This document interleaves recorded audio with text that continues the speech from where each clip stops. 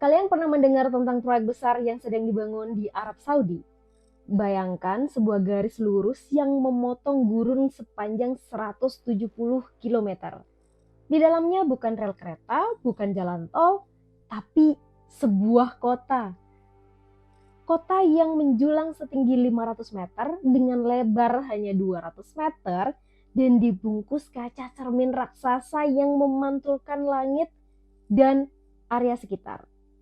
Di sini, kalian bisa menempuh perjalanan dari ujung ke ujung hanya dengan 20 menit. Keren kan? Tapi apakah ini benar-benar kota masa depan yang kita impikan? Atau justru hanya sebuah konsep ambisius yang menyembunyikan masalah besar? Inilah The Line, inti dari proyek NEOM di Arab Saudi, sebuah kota masa depan yang lebih mirip fiksi ilmiah ketimbang kenyataan. Kota ini adalah bagian dari proyek mega yang dirancang oleh pemerintah Arab Saudi untuk mengubah cara hidup kita. Dengan anggaran yang melampaui 500 dolar miliar AS, bahkan diperkirakan mencapai 1 triliun dolar.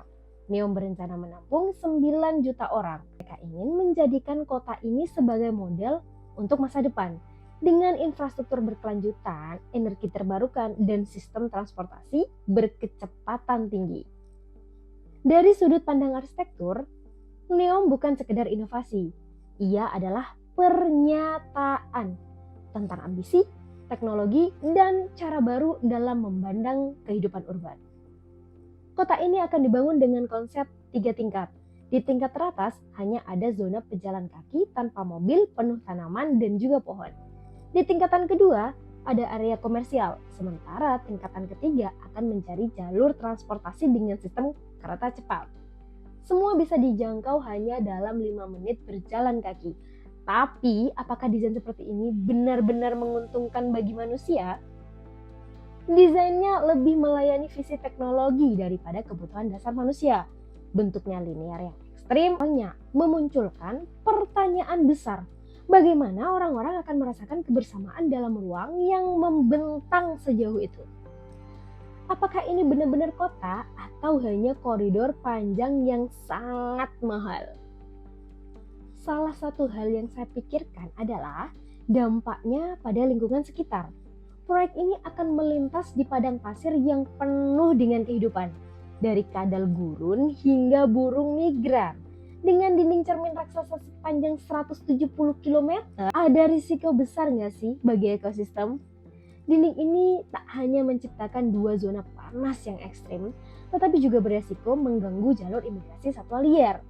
Selain itu, NEOM menjanjikan kota dengan 0 emisi karbon, bertenaga surya dan angin, tanpa jejak karbon. Tapi pada kenyataannya, membangun struktur besar ini di tengah gurun bukanlah hal yang ringan bagi bumi. Proses konstruksi itu sendiri berpotensi menimbulkan dampak ekologis besar. Idealismenya bertemu dengan kenyataan lingkungan. Dan ada sistem transportasi yang menjadi andalan NEOM. Kereta berkecepatan 525 km per jam yang menghubungkan ujung ke ujung hanya dengan 20 menit aja. Itu lebih cepat dari kereta tercepat di dunia. Tapi, apakah itu solusi yang benar-benar efektif? Bukankah ada cara yang lebih sederhana dan lebih murah untuk mengatasi masalah transportasi perkotaan? Saya merasa desain kota yang linear ini menciptakan masalah besar dan mencoba menyelesaikannya dengan teknologi yang sangat mahal. Kita harus ingat, desain kota haruslah organik dan sesuai dengan kebutuhan manusia, bukan sekadar mengandalkan teknologi. Desain NEOM juga menimbulkan pertanyaan besar. Bagaimana kita akan berinteraksi dengan kota ini? Jika Anda ingin membeli sesuatu di toko kelontong misalnya, apakah kita harus menaiki tangga untuk mencapainya? Atau bagaimana jika Anda memiliki masalah mobilitas dan harus menggunakan lift yang lambat? Apakah kita bisa bersepeda? Tentu saja, desain seperti ini tidak memberikan ruang untuk itu. Selain itu, bagaimana dengan kualitas hidup di sini? Tak ada jalan yang benar-benar mendapatkan cahaya matahari alami. Dan banyak bagian dari kota ini yang terasa gelap dan juga tertutup.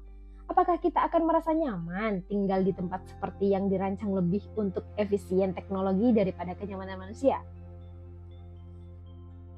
Pertanyaan besar, siapa yang akan tinggal di NEOM? Dan siapa sebenarnya yang akan tinggal di kota ini? Apakah kita berbicara tentang komunitas yang dapat hidup dengan nyaman dan sejahtera di sini? Atau hanya tempat bagi para investor dan elit global untuk datang dan pergi? Memang NEOM berencana untuk menawarkan sistem pajak dan hukum terpisah yang mungkin membuatnya menarik bagi para investor internasional. Tapi apakah kota seperti ini akan bisa menciptakan komunitas yang sehat dan juga berkelanjutan? Selain itu, kita tidak bisa mengabaikan konteks politiknya. Proyek ini adalah bagian dari visi besar pemerintah Arab Saudi untuk mengubah citra negara mereka di mata dunia. Tapi di balik proyek sebesar ini ada ribuan orang yang sudah tinggal di sana, termasuk komunitas suku yang sudah ada selama berabad-abad. Mereka akan digusur demi proyek ini. Apakah ini benar-benar proyek untuk menciptakan masa depan yang lebih baik atau hanya meningkatkan reputasi politik penguasa? Sebagai seorang arsitek, kita dihadapkan pada dilema besar. Bagaimana kita bisa merancang untuk masa depan yang lebih baik, tapi juga tetap menjaga etika dan juga berkelanjutan. Ini mungkin akan mendorong batas teknologi dan menjadi uji coba bagi desain masa depan. Namun, apakah itu benar-benar solusi bagi dunia yang kita hadapi saat ini? Apakah kita perlu membangun kota dari nol atau justru lebih baik memperbaiki dan memperbaharui yang sudah ada? Itu adalah pertanyaan besar yang harus kita jawab. Pada akhirnya, kita semua akan tinggal di dunia ini, baik di kota futuristik atau kota lama yang akan merasakan dampaknya. Jadi, apa pendapat kalian tentang NEOM? Apakah kalian melihat sebagai kota masa depan yang ideal atau justru sebuah konsep yang penuh masalah?